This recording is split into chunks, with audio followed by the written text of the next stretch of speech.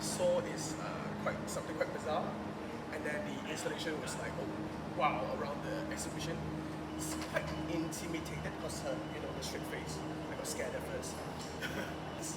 We don't know whether to approach. We don't know whether to can we touch her, or I mean in an appropriate way, can we interact with her, or it's like there's a borderline. It's like, okay, sir, you can't cross here because she's performing.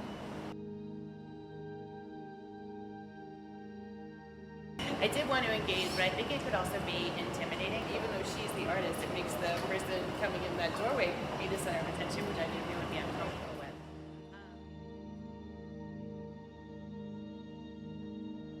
I think initially everyone is a little bit unsure of how close they can get to the bug and how much interactivity they're sort of allowed. So I always get that sort of feeling initially, but with a little prodding, usually from assistants that are around or curators that are part of the exhibition, audiences then start to feel a little bit more invited to participate. And then what I do is I sort of lock eyes on people, and through gesture, I sort of motion them, then inviting them further.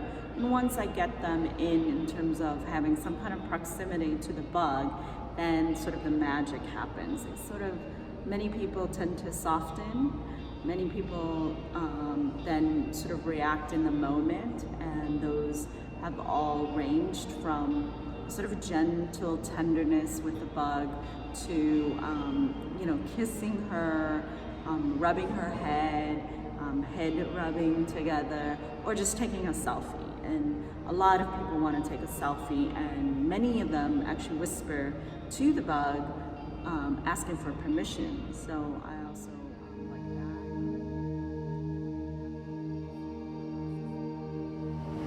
Walking around her, seeing other people interact with her, and when when people move, she moves with the other people, so you become one.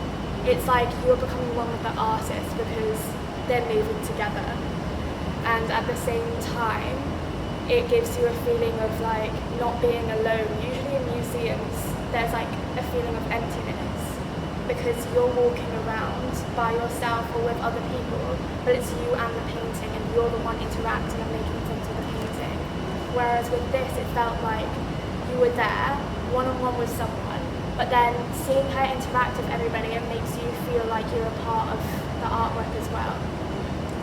Yeah. It's about her interacting with other people. It's this relationship of self to otherness, of gearing yourself over to the other and relating to otherness in a way that becomes more important than the self.